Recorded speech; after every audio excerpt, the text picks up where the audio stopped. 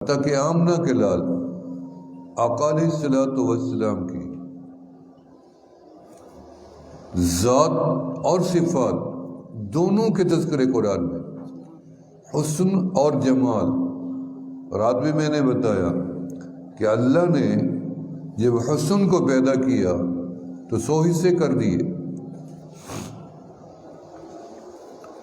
ایک حصہ الگ کر لیا، 99 جدا کر لیے، ایک حصے کو آدھا آدھا کر دیا، آدھے حصے کو لے کر رب نے بانٹنا شروع کر دیا۔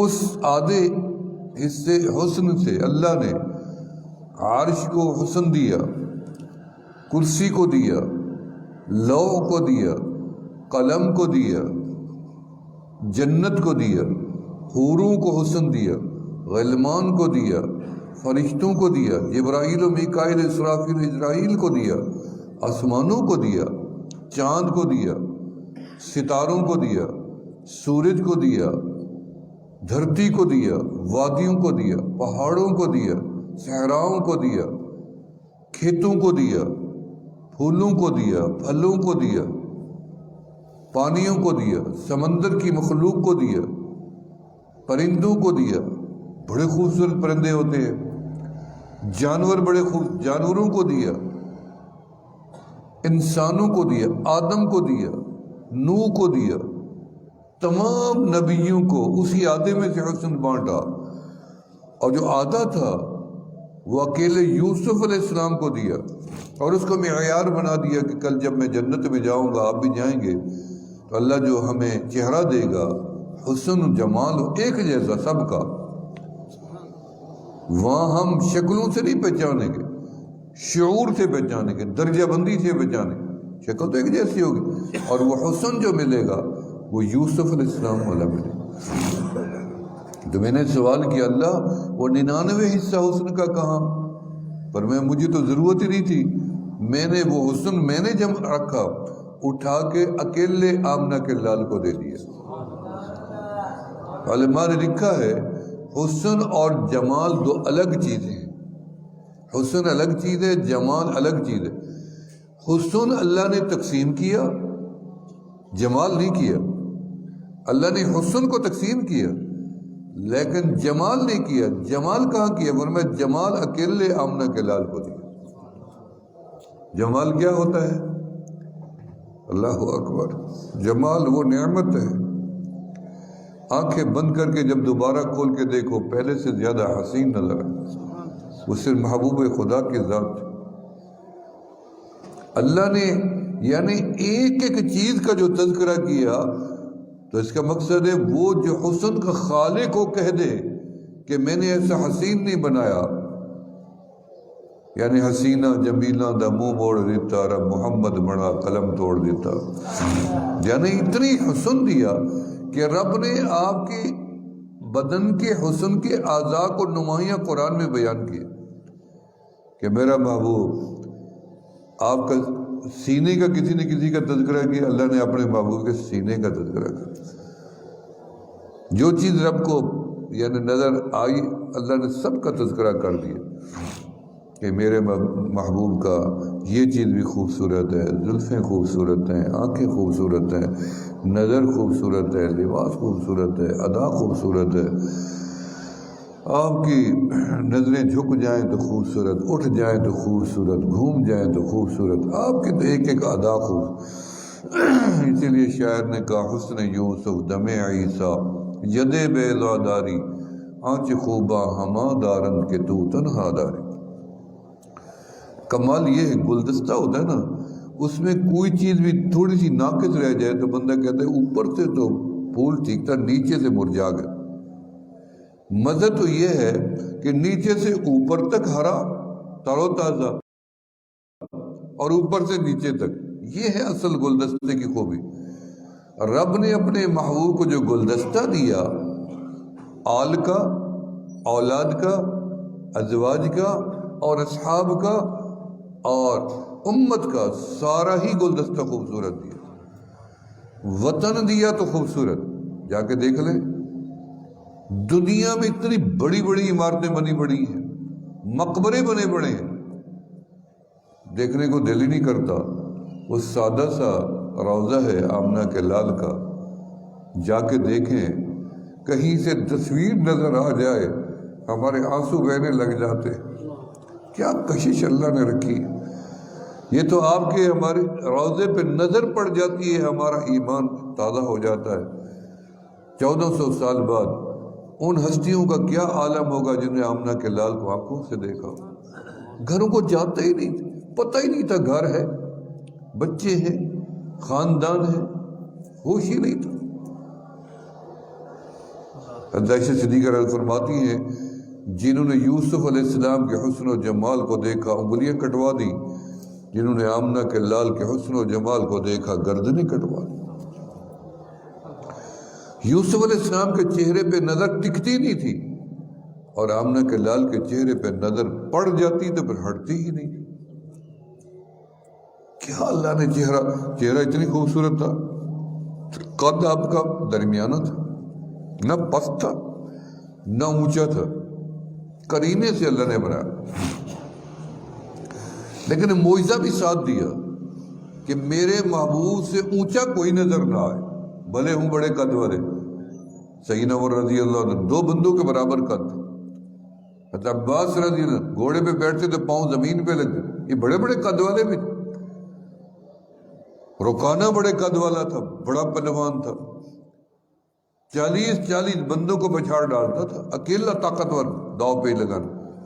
محبوب خدا کے ساتھ لڑنے آیا تو آپ نے پہلے ہی ایسے داؤ میں اسے، سب صحابہ جمع تھے، کشتی ہو رہی تھی کہ اگر آپ نے مجھے پچھاڑ دیا تو میں کلمہ پڑھ لوں گا.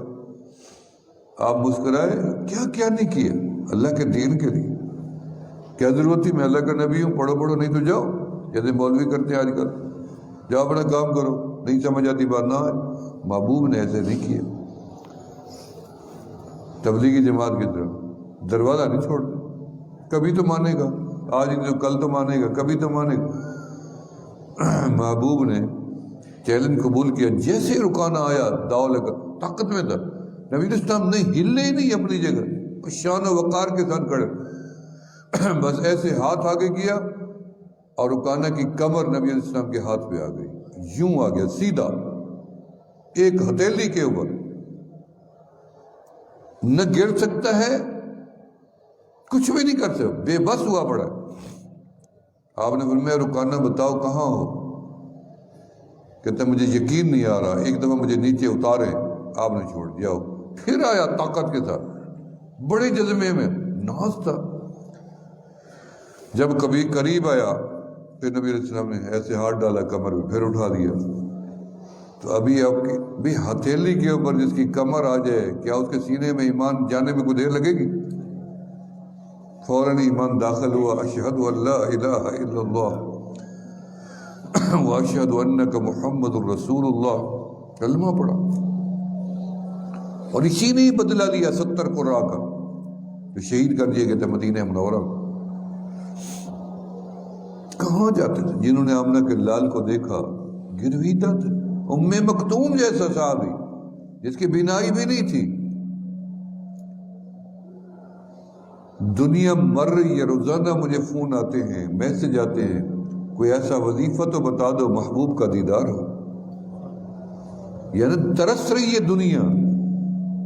میں جتنی دیر بات کروں نا نبی علیہ السلام کی، میں نے تجربہ کیا ہے، میں 2 گھنٹے بھی بات کی ہے، نہ لوگوں نے آنکھیں نیچے کی ہیں نہ ادھر کسی کو دیکھا ہے. میں نے کہا میں تو 1400 سال میں صرف نام لے رہا ہوں بیٹھا، اب مجھے دیکھ رہے ہیں بیٹھے. ان لوگوں کا کیا حال ہوگا جن کے سامنے محبوب خدا بیٹھے ہوتے. ام مکتوم نابینے صحابی، لیکن عشق کے لیے آنکھ کی ضرورت نہیں. دیکھنے سے اگر کام ہو تو ہم نے تو رب کو دیکھا ہی نہیں ہے. ہمیں تو جنت کا پتہ ہی نہیں ہے، جنت کے وجود کا ہی پتہ نہیں ہے، دیکھے جو نہیں ہے. دیکھنے کا کوئی تعلق نہیں ہے. عشق کا تعلق قلب سے ہے، دل کی آنکھ سے، جسم کی آنکھ سے ہے ہی نہیں. ام مکتوم رات کو اصحاب پیغمبر آپ کو دروازے تک چھوڑنے جاتے تھے. ساتھ ہی تو دروازہ مسجد نبی میں کھلتا تھا، ایسے کھڑے ہو جاتے تھے، آپ گھر میں تشریف لے جاتے تھے. سب چلے گئے ایک ایک کر کے. مکتوم کے دل میں آیا کہ میں نہیں جاتا گھر. دروازے پہ بیٹھ گیا, پوری رات در مصطفیٰ پہ گزار دی. صبح جب بلال نے آذان دی تو رحمت للعالمین آقا علیہ الصلوۃ والسلام نے در کا کنڈا کھولا, سادہ کنڈا, یہ یوں کھلنے والے لوہے کے. میں نے کافی چیزوں کی زیارت کی.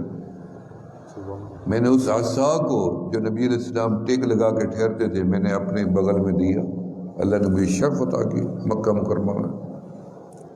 یوں تھا عصا, یہ بغل میں پھنس جاتی تھی کنڈیاں, جیسے وہ سینگری ہوتے ایسے ایسے تھے.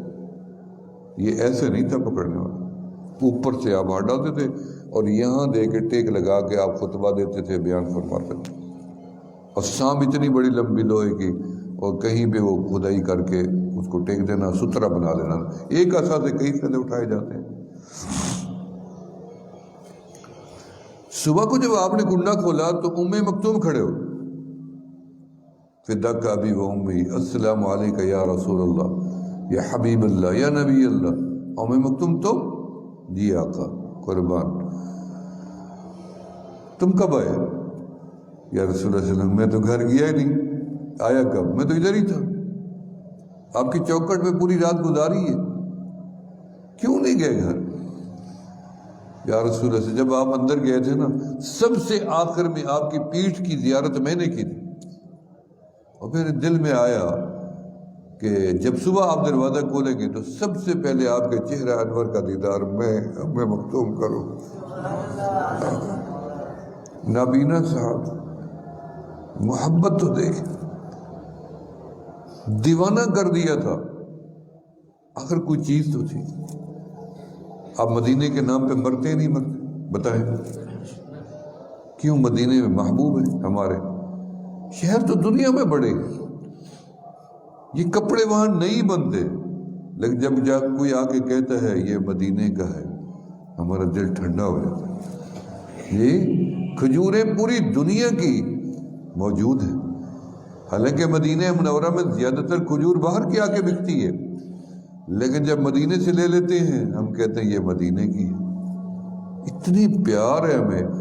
اصل اس شہر کا پیار, اس کی گلیوں کا پیار, اس کی فضاؤں کا پیار, وہاں سب چیز کا, مٹی سے پہاڑوں سے پیار, در حقیقت ہمیں محبوب خدا سے پیار ہے, وہ جو روضہ تر میں سوئے. دعا کریں اللہ اپنے محبوب کا میں دیدار نصیب کریں.